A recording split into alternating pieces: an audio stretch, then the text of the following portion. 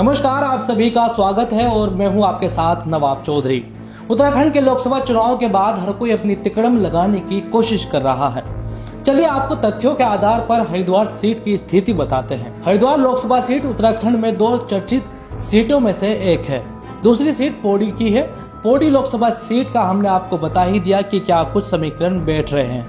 चलिए अब हरिद्वार में आपको बताते हैं कि जमीनी हकीकत क्या है और कैसे चुनाव के 2 दिनों पहले ही कांग्रेस ने पूरी बाजी पलट डाली, जिस कारण हरिद्वार सीट भी इस बार बीजेपी के लिए फंसती हुई नजर आ रही है। हरिद्वार लोकसभा सीट पर प्रदेश के 3 चर्चित चेहरे दिखाई दिए, जिसमें खानपुर से विधायक उमेश कुमार, पूर्व मुख्यमंत्री त्रिवेंद्र सिंह रावत और पूर्व सीएम हरीश रावत। मजे की बात तो यह है कि हरीश रावत इस बार चुनाव नहीं लड़ रहे थे, बल्कि उनके बेटे वीरेंद्र सिंह रावत लड़ रहे थे। हरीश रावत बस उन्हें अपने चेहरे पर चुनाव लड़ा रहे थे। वीरेंद्र ने अपने चेहरे पर नहीं बल्कि अपने पिता हरीश रावत के चेहरे पर चुनाव लड़ा है। अब इन तीनों में किसकी जीत होगी और किसकी हार होगी, चुनावी समीकरण क्या है, उस पर चर्चा करेंगे। आखिर तक वीडियो देखोगे तो पता चलेगा कि किसका पलड़ा भारी है। हरिद्वार सीट के बारे में जानने से पहले हमें यहाँ का जातीय व धार्मिक समीकरण जानना बहुत जरूरी है। हरिद्वार जिले के अंदर 14 विधानसभा आती हैं। इन 14 विधानसभाओं में से बीजेपी के पास 6 सीटें, कांग्रेस के पास 5 और एक निर्दलीय और बाकी 2 सीटें बसपा के खाते में गई थी। अभी फिलहाल मंगलौर सीट खाली है क्योंकि सरवत करीम अंसारी का निधन होने के कारण। मंगलौर सीट भी कांग्रेस का गढ़ माना जाता है। यहाँ से काजी निजामुद्दीन कई बार विधानसभा का चुनाव जीत चुके हैं और साल 2022 में मात्र 600 वोट से हार गए थे।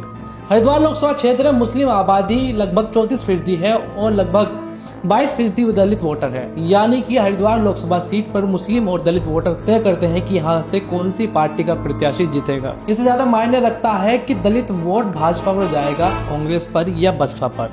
तो इस बार का रुझान क्या है वो समझाते हैं। हरिद्वार में 3 सीटें ऐसी हैं जहां पर दलित वोटर बड़ी संख्या में और रिजर्व भी हैं। रानीपुर, झबरेड़ा और भगवानपुर, ये तीनों ऐसी सीटें और कांग्रेस के खाते में गई थी। अब क्या कयास लगाए जा रहे थे कि उमेश कुमार के कारण कांग्रेस हरिद्वार में कमजोर पड़ जाएगी, क्योंकि मुस्लिम वोटर्स में उमेश कुमार की अच्छी पकड़ है।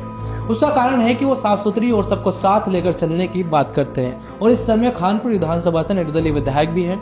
बसपा ने भी हरिद्वार से एक मुस्लिम प्रत्याशी को मैदान में और रात उतारा था। अब हुआ ये कि सभी कयास लगा रहे थे कि मुस्लिम और दलित वोटर उमेश कुमार कांग्रेस और बसपा में बढ़ जाएगा, जिससे भाजपा आसानी से जीत जाएगी, क्योंकि पिछले 2 चुनाव में भाजपा ने इस सीट को जीता है। हरिद्वार सीट से भाजपा के खिलाफ माहौल भी था और लोगों में गुस्सा भी।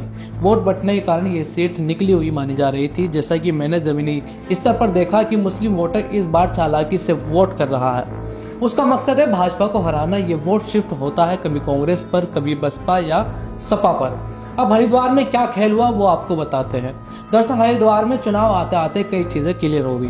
पता चल गया था कि अगर मुस्लिम समाज उमेश कुमार को भी वोट करता है तो उससे भाजपा का काम आसान हो जाएगा, और यही संदेश कांग्रेस देने में कामयाब हो गई, जिस वजह से हरिद्वार में मुस्लिम समाज ने एक तरफ वोट किया, यानी कि कांग्रेस को वोट किया।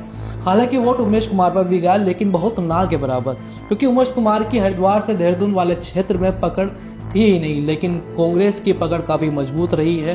बात की जाए डोईवाला की तो वहां से कांग्रेस का विधायक भी रहा। धर्मपुर सीट पर भी कांग्रेस का दबदबा रहा है। ऐसे में मुस्लिम और दलित वोटरों में ये संदेश गया कि भाजपा को सिर्फ कांग्रेस ही हरा सकती है।